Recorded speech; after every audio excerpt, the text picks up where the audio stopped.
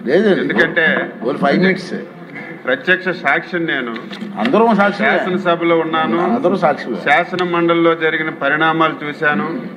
చంద్రబాబు నాయుడు గారు, లోకేష్ బాబు గారు ఆధ్వర్యంలో రాష్ట్ర పార్టీ అధ్యక్షుడిగా అమరావతి ఉద్యమాన్ని కూడా 5 సంవత్సరాలు చూసినటువంటి వ్యక్తిని కాబట్టి ఒక 2-3 నిమిషాలు ఇవ్వాలి. ఎవరికి బోరు కట్టదు, అన్ని వాస్తవాలే చెప్తాను అధ్యక్ష. ఈరోజు ఒక చారిత్రాత్మకమైనటువంటి దినం. ఈ దినం ఒక ప్రత్యేకమైనటువంటి శాసనసభ పెట్టి ఆంధ్రప్రదేశ్కి రాజధాని గురించి ఒక నిర్ణయం తీసుకునే సభలో నన్ను మాట్లాడే అవకాశం కల్పించినటువంటి మీకు ముందు హృదయపూర్వకంగా ధన్యవాదాలు తెలియజేస్తున్నాను అధ్యక్ష. తెలుగు జాతి పుట్టినప్పటి నుంచి కూడా ఒక గౌరవప్రదమైనటువంటి జాతి అధ్యక్ష. ఎవరికి ఇబ్బంది పెట్టనటువంటి జాతి. ఈ దేశంలోనే ప్రపంచంలోనే ఒక అత్యంత గౌరవప్రదమైనటువంటి జాతి అధ్యక్ష. అయితే కోడి పిల్లలను మార్చుతున్నట్టుగా రాజధానుల విషయంలో మనకి మొదటి నుంచి కూడా మారుతూ వస్తున్న విషయాన్ని కూడా ఈ సందర్భంగా రాష్ట్ర ప్రజలకు తెలియజేస్తున్నాను. మొన్ననే మనం పొట్టి శ్రీరాములు గారి యొక్క శృతివనాన్ని నిర్మించుకొని ఆయన చేసినటువంటి త్యాగాలన్నీ కూడా గుర్తుపెట్టుకున్నాం. ఆ రోజు భాషా ప్రయుక్త రాష్ట్రాల గురించి ప్రాణాలు త్యాగం చేయటం వల్ల 53లో మేము పుట్టలేదు అధ్యక్ష. 71లో నేను పుట్టాను. 53లో ఏం జరిగింది కూడా తెలియదు. ఈ సందర్భంలో కొన్ని విషయాలు తెలుసుకొని మాట్లాడుతున్నాను అధ్యక్ష. 53లో తెలుగు జాతికి రాజధాని ఉండాలని కర్నూలులో తీసుకొచ్చారు. ఆ లోపలికి నేను పోను. తరువాత మళ్ళీ 56లో తెలంగాణతో కలిపి హైదరాబాద్ని రాజకీయాలు తీసుకొచ్చారు అధ్యక్ష. మళ్ళీ 2014 ఎలక్షన్ల ముందు మనకి ఇష్టం ఉన్నా ఇష్టం లేకపోయినా బలవంతంగా రాష్ట్రాన్ని విడదీసి ఏ విధంగా నష్టం చేశారో మనందరికి కూడా తెలుసు అధ్యక్ష. మనకి ఎన్ని ఇబ్బందులు వచ్చినా ఒకటైతే మంచి జరిగింది అధ్యక్ష. చంద్రబాబు నాయుడు లాంటి వ్యక్తి మన రాష్ట్రంలో పుట్టడం తెలుగు జాతి 5 కోట్ల మంది అదృష్టవంతులని చెప్పి నేను గర్వంగా సగర్వంగా చెప్పదలిచాను అధ్యక్ష. మనకి ఎన్నికల ముందు విభజన చేసిన తర్వాత ఆ రోజు రాజకీయ పరిస్థితులు మనందరికీ తెలిసినప్పటికీ కూడా తెలుగు జాతి 5 కోట్ల మంది ప్రజలు విచక్షణతో ఆలోచన చేసి చాలా నష్టపోయాం విభజనలో. ఈ నష్టాన్ని మళ్ళీ పూరించాలంటే, మళ్ళీ తెలుగు జాతి గౌరవంగా దేశంలో ప్రపంచంలో తలెత్తుకొని తిరగాలంటే చంద్రబాబు నాయుడు గారి వల్లే సాధ్యపడుతుందని చెప్పి ఆ ఎన్నికల్లో మనకి అధికారం ఇచ్చిన విషయాన్ని ఈ సందర్భంగా గుర్తు చేస్తున్నాను. దీనికి తోడు ఆ రోజు పవన్ కళ్యాణ్ గారు అధ్యక్ష నూతనంగా ఒక పార్టీ పెట్టారు. ఎన్నికల్లో పోటీ చేయకపోయినా చంద్రబాబు నాయుడు లాంటి వ్యక్తి రాష్ట్రానికి ఉంటే రాష్ట్రం బాగుపడుతుందని మనకి సపోర్ట్ కూడా చేశారు. ఆయనకు కూడా ఈ సందర్భంగా అభినందిస్తున్నాను అధ్యక్ష. అయితే మనం అధికారంలోకి వచ్చాం అధ్యక్ష. కొద్ది రోజులు హైదరాబాదులో అసెంబ్లీ నడుపుకున్నాం. ఆ రోజు కూడా నేను శాసనసభలో ఉన్నాను, మంత్రిగా ఉన్నాను. ఆ రోజు అనేక పరిణామాలు జరిగాయి, చాలామంది మాట్లాడారు. దాని జోలికి నేను పోవటం లేదు. ఆ రోజు ముఖ్యమంత్రి గారు అధ్యక్ష ప్రత్యేకంగా ఒక రోజు రాష్ట్ర రాజధాని, ఈ రాష్ట్రంలో ఉన్నటువంటి అన్ని ప్రాంతాల అభివృద్ధి జరగాలి, ఈ రాష్ట్రానికి ఒక క్లారిటీ క్లియర్గా ఇవ్వాలని 15 గంటల సేపు అధ్యక్ష ఒక్క విషయం మీదే శాసనసభ పెట్టి చర్చించిన విషయాన్ని నేను ఈ సందర్భంగా గుర్తు చేస్తున్నాను. ఆ రోజు క్లియర్గా ఆ రోజు టీవీల్లో మా అందరికీ చూపించారు అధ్యక్ష. ఈరోజు రాజధాని అనేది ఈ రాష్ట్రానికి ఒక వనరుగా ఉండాలి. రాజధానిలో ఆదాయ మార్గాలు రావాలి. వచ్చినటువంటి ఆదాయం రాష్ట్రంలో అన్ని జిల్లాలకి అభివృద్ధి చెందాలని ఒక ధ్యేయంతో ఆ రోజు ఒక నిర్ణయం తీసుకొని ఆయన చివరి వరకు చెప్పలేదు అధ్యక్ష. శ్రీకాకుళం నుంచి మొదలుపెట్టి చిత్తూరు వరకు రేపు ఈ రాష్ట్రంలో ఏ జిల్లాలో ఏ కార్యక్రమాలు చేస్తున్నాం, ఏ పరిశ్రమలు తీసుకొస్తున్నాం, ఏ ఇరిగేషన్ ప్రాజెక్టులు మా హయాంలో పూర్తి చేస్తామని జిల్లాకి ఒక ప్రణాళిక ఇచ్చారు అధ్యక్ష. ఈ రోజు నేను గర్వపడుతున్నాను. ఆ రోజైతే చూస్తే నమ్మశక్యం కాలేదు. కొత్తగా రాష్ట్రం 16,000 కోట్ల అప్పులు ఇన్ని చేస్తామని చెప్తున్నారు, ఇది జరుగుతుందా జరగదని నాలాంటి వాడినే ఆలోచించాను అధ్యక్ష. కానీ ఆ రోజు హైదరాబాదు శాసనసభలో తీసుకున్నటువంటి ప్రతి నిర్ణయం కావాలంటే మీరు టీవీ చూపించండి. ఆ రోజు చంద్రబాబు నాయుడు గారు స్పీచ్ ఒకసారి వినిపించండి. ఆ రోజు ఏదైతే చెప్పారో ఈ రోజు అదే విధానంగా అన్ని జిల్లాలు కూడా అభివృద్ధి జరుగుతున్నాయి. నేను గర్వంగా తెలుగుదేశం పార్టీ సభ్యుడిగా ఈ శాసనసభలో చెప్పాను అధ్యక్ష. అయితే రాజధాని అన్ని ప్రాంతాలకి మధ్యలో ఉండాలని ఇక్కడ నిర్ణయం తీసుకున్నారు అధ్యక్ష. నిర్ణయం తీసుకొని తర్వాత అందరూ మాట్లాడారు. భూములు ఏ విధంగా తీసుకొచ్చారు, ఆ రోజు చట్టం ఏ విధంగా చేశారు, ఆ విధంగా చట్టం చేసి రాజధాని ఏ విధంగా అభివృద్ధి చేసి ముందుకు తీసుకెళ్లారు. మనం ఈ రోజు ఉన్నటువంటి సభ, శాసన మండలి, సచివాలయం ఏ విధంగా నిర్ణయించారు. ఎవరు ఆ సాహసం చేయరు అధ్యక్ష. 10 సంవత్సరాలు హైదరాబాద్ లో ఉండడానికి అవకాశం ఉంది. ఇది ప్రతి ఒక్కరూ గుర్తుపెట్టుకోవాలి. హైదరాబాద్ వదిలి రావడానికి మాలాంటి వాళ్ళకు కూడా ఇష్టం లేదు. కానీ చంద్రబాబు నాయుడు గారు మన రాష్ట్రం నుంచే మనం పరిపాలన చేసుకుందాం, ఈ రోజు కాకపోయినా రేపైనా హైదరాబాద్ అని వదలాలని ఆ రోజు వచ్చారు అధ్యక్ష. విజయవాడ ఇరిగేషన్ గెస్ట్ హౌస్ని రాజధానిగా సచివాలయంగా మార్చుకొని రాత్రి బస్సులో ఉండి పనిచేసి ఇక్కడ ఇది నిర్మాణం చేసుకొని ముందుకెళ్లిన విషయాన్ని ఈ సందర్భంగా గుర్తు చేస్తున్నాను అధ్యక్ష. మనం చూస్తామని చాలా సంతోషపడ్డాం. 2019లో ఎన్నికలు వచ్చాయి అధ్యక్ష.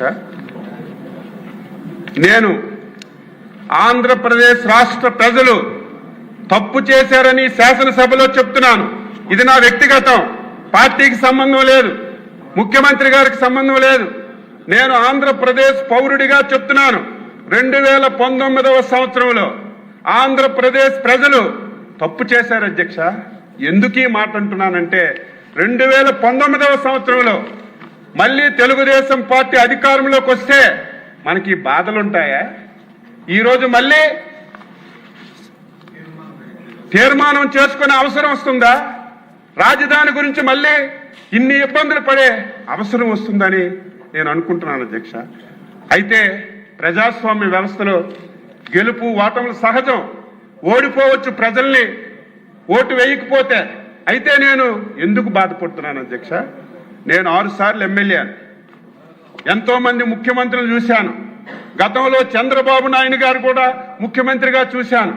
కానీ 2014-19 ఆంధ్రప్రదేశ్ రాష్ట్రానికి ఒక స్వర్ణయుగం అధ్యక్ష. మీరు కూడా ఉన్నారు, లోకేష్ బాబు గారు పంచాయతీరాజ్ మినిస్టర్గా కూడా ఉన్నారు. ఈ 5 సంవత్సరాలు ఈ రాష్ట్రంలో జరిగినటువంటి అభివృద్ధి కానీ, ఈ రాష్ట్రంలో మనం అందించినటువంటి సంక్షేమం కానీ ఆంధ్రప్రదేశ్ చరిత్రలో ఎప్పుడూ చేయలేదు అధ్యక్ష. ఎంత చేసినా సరే ఎందుకు ఓడించారని బాధపడ్డాం, భయపడ్డాం.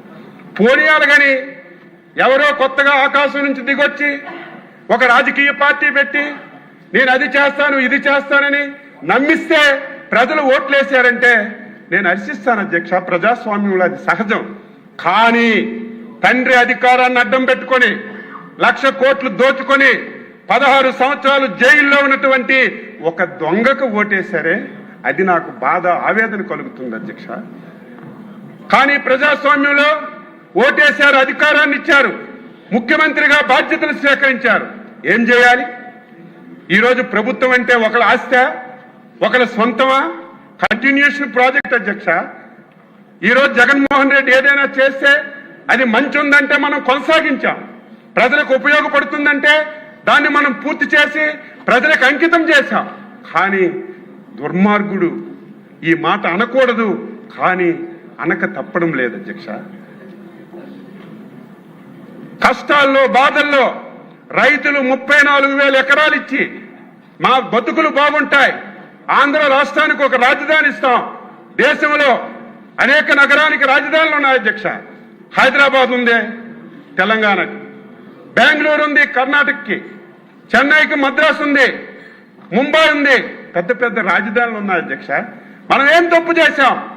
హైదరాబాద్ పోయిందని అర్థం కాదు, దానికి మించిన రాజధాని నిర్మించుకోవాలి, భావి తరాలకి మంచి చేయాలని ఒక శిల్పిలాగా కష్టపడి పనిచేస్తే దుర్మార్గుడు వచ్చి ఈ రాష్ట్రాన్ని ఏ విధంగా నాశనం చేశాడో చెప్పవలసిన అవసరం లేదు అధ్యక్ష.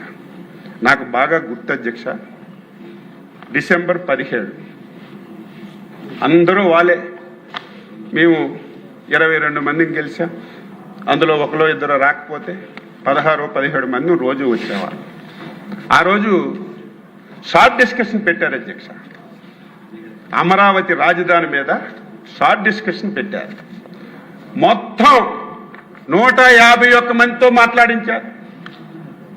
ఒక్కడు కూడా మంచి మాట్లాడలేదు.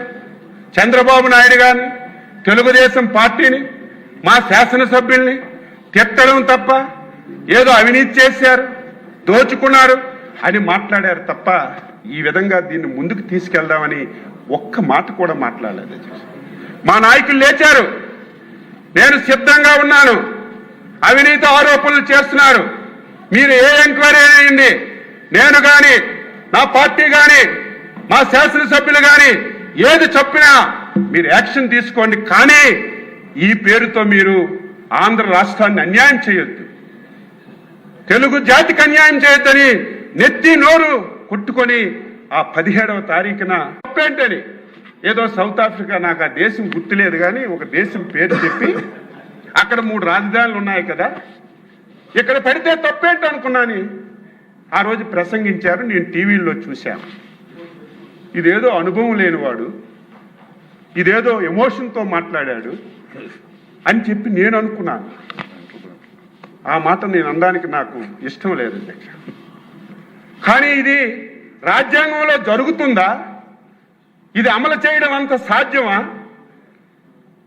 ఎందుకు ఈ మాటలు మాట్లాడాడని ఆ రోజు చాలా ఆందోళన చెందాం అధ్యక్ష.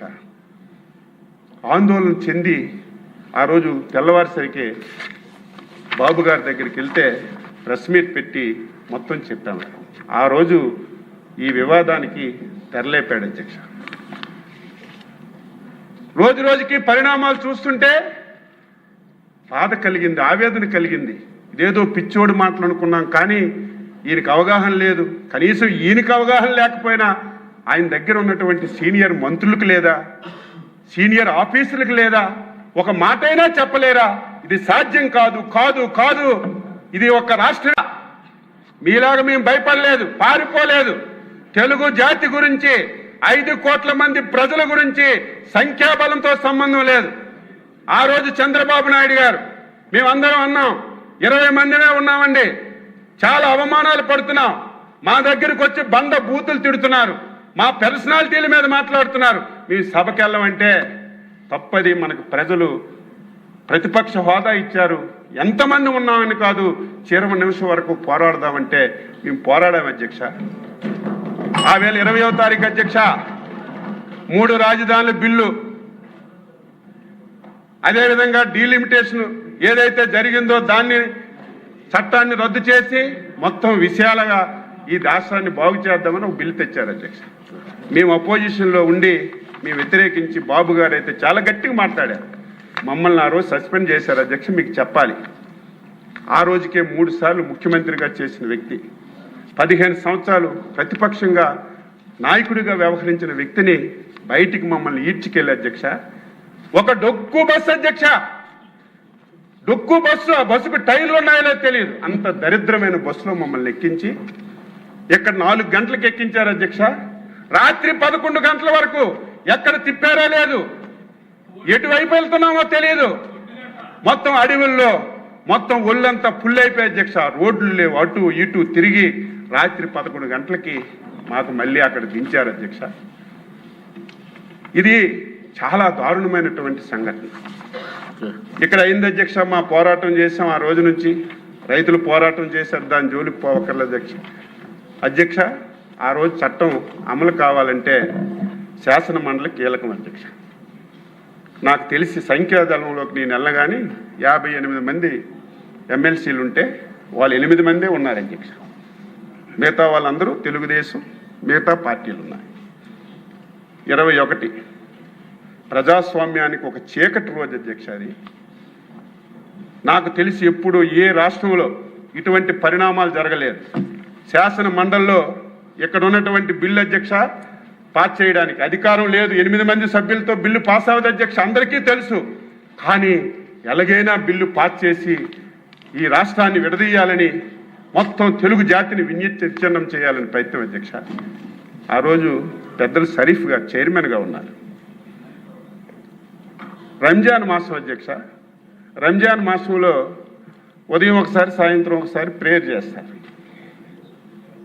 5 సార్లు. మేము ఆ రోజు చూస్తే ఆయన 10-15 సార్లు ప్రేయర్ చేశారు. అంత టెన్షన్ పెట్టారు. ఈరోజు శాసన మండలి ఉంది, మీరు మాకు టీంలు వేశారు, ఒక బ్యాచ్ ఎక్కడుంటే ఒక బ్యాచ్ అక్కడని.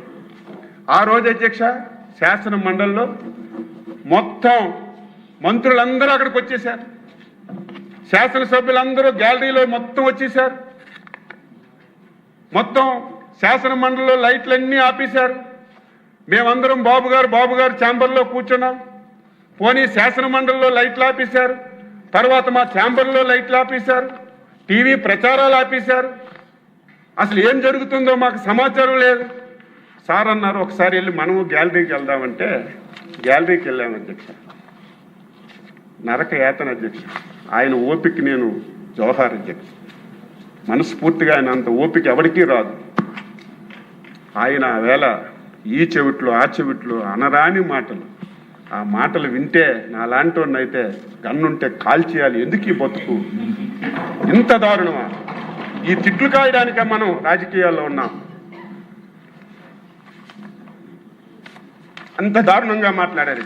అయినా సరే ఎక్కడ కూడా వెనకలేదు. ఇది మన డ్యూటీ, మన బాధ్యత ఇది అని ఎక్కడ కూడా వెనక్కుండా ఆయన రోజు ఉన్నారు అధ్యక్ష. కానీ అల్లా దయ వల్ల ఆ రోజు ఉన్నటువంటి చైర్మన్ మీద బయట వాళ్ళకి ఏం పని అధ్యక్ష? ఒకసారి చైర్మన్ ఛాంబర్లో ఏం జరుగుతుందో చూసి రమ్మంటే నేను వెళ్ళాను అధ్యక్ష. వెళ్ళేసరికి విజయసాయిరెడ్డి, టీటీడీ చైర్మన్గా ఉన్నటువంటి వైవి సుబ్బారెడ్డి, సకల శాఖల మంత్రిగా వ్యవహరిస్తున్నటువంటి సజ్జల రామకృష్ణారెడ్డి మొత్తం ఆయనకు చుట్టుముట్టి, ఎంత ప్రెజర్ అంటే భగవంతుడు ఆయన వైపు ఉన్నాడు కాబట్టి బతికాడు. నాలాంటి వాడు ఇంకోడైతే టెన్షన్కే బాధపడిపోతే చచ్చి అంత టెన్షన్ పెట్టారు అధ్యక్ష. టెన్షన్ పెట్టడమే కాదు, ఈరోజు అపోజిషన్ లీడర్గా ఉన్నారు మండలిలో. ఆయన పెద్ద మనిషి, అందరం పెద్ద మనిషి అంటాం. ఆయన మాటలు కులం మీద మతం మీద తిట్టి ఆ బూతులన్నీ వింటే బాధ ఆవేదన కలిగింది. కానీ మేమేమీ చేయడానికి అవకాశం లేదు. దేవుడి దయ వల్ల ఈ బిల్లు ఎట్టి పరిస్థితుల్లో పాస్ అవ్వకూడదని ఆయన సెలెక్ట్ కమిటీకి పంపించి ఈ రాష్ట్రాన్ని బతికించారు. రాష్ట్రంలో ఉన్నటువంటి తెలుగు జాతి పోనీ ఆయన అన్నట్టుగా 3 రాజధానుల అధ్యక్ష మన ప్రాంతానికి వద్దాం. మీది ఉత్తరాంధ్ర, నాకంటే ముందు నుంచి మీరు రాజకీయాల్లో ఉన్నారు. చాలా సంవత్సరాలుగా మనం ఉన్నాం. ఈయనేదో ఉద్ధరించినట్టుగా 2019లో విశాఖపట్నాన్ని రాజధానిగా అని చెప్పారు అధ్యక్ష. వీళ్ళ కుటుంబం బతుకేంటంటే ప్రాంతాల మధ్య తగ్గు పెట్టడం, అవకాశం వచ్చినప్పుడు కులాల మధ్య తగ్గు పెట్టడం. ఎవరైనా సరే ఇలా చేస్తారు అధ్యక్ష. ఒక పదవి గురించి, రాజకీయం గురించి కులాల మధ్యన ప్రాంతాల మధ్యన ఎవరైనా సరే ఇటువంటి తగ్గు పెడతారా? విశాఖపట్నాన్ని ఒక రాజధాని చెప్పారు. మేము మాట్లాడితే మా ఇంటి మీదకి దాడులు పంపించారు. విశాఖపట్నానికి రాజధాని వస్తుందని అచ్చెన్నాయుడు మాట్లాడితే వద్దు, మేము అమరావతి రాజధాని అని ఎలక్షన్కి వెళ్ళామని ధైర్యంగా చెప్పాను అధ్యక్ష. మేము మాటిచ్చాం, అమరావతి రాజధాని రాష్ట్రంలో అన్ని జిల్లాలు అభివృద్ధి చేస్తామని మాటిచ్చామని ధైర్యంగా నిలబడ్డాం అధ్యక్ష. బండబూతులు తిట్టారు, పర్సనాలిటీ మీద మాట్లాడారు. కానీ ధర్మాన్ని న్యాయాన్ని రక్షించాలని కట్టుబడి మనం ఉన్నాం అధ్యక్ష. పోనీ నువ్వు రాజధాని అన్నావు, ఏం చేశావు? 2019-24లో నిండు శాసనసభలో మాట్లాడుతున్నాను. ఎందుకింత గట్టిగా మాట్లాడుతున్నానంటే ఈరోజు రాష్ట్ర ప్రజలందరూ ఇంపార్టెన్స్ సెషన్ చూస్తారని. ఒకవేళ జగన్మోహన్ రెడ్డి బెంగళూరులో ఉన్నా, వైసీపీ వాళ్ళు ఉన్నా ఈరోజు సభ చూస్తారు ఏం జరుగుతుందని. ఈరోజు రావాలి కదా అధ్యక్ష, ఈవేళ రావాలా లేదా? బయట బ్రోకర్లతో మాట్లాడిస్తాడు. మాకేమీ ఇబ్బంది లేదు, మాకేమీ సమస్య లేదు, మేము రాజధానికి వ్యతిరేకంగా ఉన్నామా, ఎందుకు మళ్ళీ మీరు తీర్మానం చేయాలని బయట బ్రోకర్లతో మాట్లాడి ఆయన అంటాడు శాసనసభ పెట్టుకుంటున్నారు, శాసన మండలి ఎందుకు పెట్టడం లేదంట. బుద్ధి జ్ఞానం ఉందా? మీకు నాలెడ్జ్ ఉందా? తీర్మానం అంటే శాసనసభలో చేస్తారు, శాసన మండలిలో చేయరు. కానీ శాసన మండలి ఎందుకు పెట్టమంటున్నాడు? ఇక్కడ పాస్ అయ్యి మళ్ళీ అక్కడ పాస్ అవ్వకుండా దీన్ని కూడా అడ్డు పెట్టాలి. ఇంత దుర్మార్గుల్ని ప్రజలారా మీరు ఆలోచించాలి కదా. ఇటువంటి విధంగా రాజకీయాల్లో ఉండాలా? ఇటువంటి రాజకీయ పార్టీ అవసరమా ఈ రాష్ట్రానికని ఇంకా ప్రజలు తెలుసుకోకపోతే ఏం చేస్తాం? ఎందుకు మాట్లాడుతున్నాను? 5 సంవత్సరాల్లో ఏమీ చేయలేదు అధ్యక్ష. 18 మాసాలు అయింది అధ్యక్ష మనం వచ్చాం. ఈ 18 మాసాల్లో ఎన్ని ప్రాజెక్టులు తెచ్చాం అధ్యక్ష? ఇవన్నీ చదివితే టైం లేదు. అన్ని ప్రాజెక్టులు మనసు ఉండాలి పనిచేయడానికి, మాటలు కాదు. ఈ రకంగా ఈ రాష్ట్రాన్ని నాశనం చేయడానికి ప్రయత్నం చేస్తాం. అందుకే ఈ రోజుకైనా సరే ఇటువంటి దుర్మార్గులు మళ్ళీ ఎప్పుడో ఏ సందర్భంలో వస్తారు. మళ్ళీ పిచ్చోడి చేతికి రాయి దొరికితే ఆ రాయితో ఆయనైనా కొట్టుకుంటాడు, మనకైనా కొడతారని చంద్రబాబు నాయుడు గారు అమరావతి అంటే అర్ధరాత్రి గాని పడుకున్న వాడికి లేపినా సరే ఎవరి పేరు రాజ్యాధ్యక్ష? నారా చంద్రబాబు నాయుడు గారు అనే పేరు వస్తుంది. దీనికి కర్మ కర్త క్రియ ఈరోజు నిర్మాణకర్త చంద్రబాబు నాయుడు గారు అధ్యక్ష. ఇంత కష్టపడి చేసిన దానికి మళ్ళీ ఎవరైనా ఇబ్బంది పెట్టొచ్చని దీన్ని ఒక చట్టబద్ధత చేద్దాం. దీన్ని ఎవడొచ్చినా సరే ఏమీ మార్చకుండా దీన్ని ఒక పటిష్టమైనటువంటి విధానం చేద్దామని కేంద్ర ప్రభుత్వంతో మాట్లాడి దానికి కొర్రీలేస్తున్నారు. 2014లో పంపించారు కదని. ఆ రోజు విజయవాడ గుంటూరు మధ్యలో ఉంటుందని చెప్పాం. తరువాత అమరావతి అని అనుకున్నాం. ఈరోజు అమరావతి అని పేరు లేదు కాబట్టి మీరు మళ్ళీ ప్రత్యేకంగా ఒక తీర్మానం చేసి పంపించండి అంటే ఈరోజు ఈ సభ స్టార్ట్ అయింది అధ్యక్ష. మళ్ళీ మనం తీర్మానం చేస్తున్నాం. ఈ రోజుతో 5 కోట్ల మంది ప్రజలకి ఒక ఆనందమైనటువంటి రోజు. ఎవరు భయపడవలసిన అవసరం లేదు. చంద్రబాబు నాయుడు గారు, పవన్ కళ్యాణ్ గారు, ఎన్డీఏ ప్రభుత్వం ఉన్నంత వరకు ఈ రాష్ట్ర ప్రజలకి ఏమీ జరగదు. అయితే 2019లో మీరు తప్పు చేసి ఈ రాష్ట్రాన్ని ఇదేదో మాకు అధికారం గురించో లేకపోతే మాకు పదవుల గురించో నేను మాట్లాడడం లేదు. 4 సార్లు ముఖ్యమంత్రిగా చేశారు. 50 సంవత్సరాల రాజకీయాల్లో పదవులు చేయడం కాదు, 5 కోట్ల మంది తెలుగు ప్రజలు దేశంలో ప్రపంచంలో ఎక్కడున్నా నాలికి చివర ఉన్నటువంటి ఏకైక వ్యక్తి నారా చంద్రబాబు నాయుడు గారు. ఆయనకి పదవులు అక్కర్లేదు. ఆయన ఆతృత, ఆయన తాపత్రయం ఈ రాష్ట్రాన్ని బాగు చేయాలి, భవిష్యత్ తరాలకు బాగు చేయాలి. తెలుగు కమ్యూనిటీ ఈ దేశంలో ప్రపంచంలో అత్యున్నత కమ్యూనిటీగా ఉండాలి ఒక తపనతో పనిచేస్తున్నారు. మళ్ళీ రేపు ఎన్నికలు వచ్చినప్పుడు ఆంధ్రప్రదేశ్ ప్రజలారా నిండు సభలో చేతులు జోడించి మాట్లాడుతున్నాను, మొక్కుతున్నాను. వైకుంఠపాలి ఆట ఆడొద్దు. మీరు వైకుంఠపాలి ఆడాడి ఏదో వచ్చారని ఏదో ఇస్తారని ప్రలోభాలకు లొంగి మళ్ళీ తప్పు చేస్తే ఈ రాష్ట్రాన్ని ఎవ్వడు బాగు చేయలేడు. ఇది ప్రజలందరూ నేను చెప్పానని కాదు, విజ్ఞతతో ఆలోచించండి. మీ గురించి, మీ భవిష్యత్తు గురించి పనిచేస్తున్నటువంటి చంద్రబాబు నాయుడు గారిని, పవన్ కళ్యాణ్ని, ఎన్డీఏ ప్రభుత్వాన్ని నిండు మనసుతో ఆశీర్వదించండి అని చెప్పి కోరుతూ ఈరోజు ముఖ్యమంత్రి గారు ప్రవేశపెట్టినటువంటి తీర్మానాన్ని మనస్ఫూర్తిగా 5 కోట్ల మంది ప్రజల తరపున, ఈ దేశంలో ప్రపంచంలో ఉన్నటువంటి ఆంధ్రుల తరపున హృదయపూర్వకంగా స్వాగతిస్తూ ఈ అవకాశం ఇచ్చినటువంటి మీకు హృదయపూర్వకంగా ధన్యవాదాలు తెలియజేస్తూ సెలవు తీసుకుంటున్నాను. బాగా మాట్లాడారు.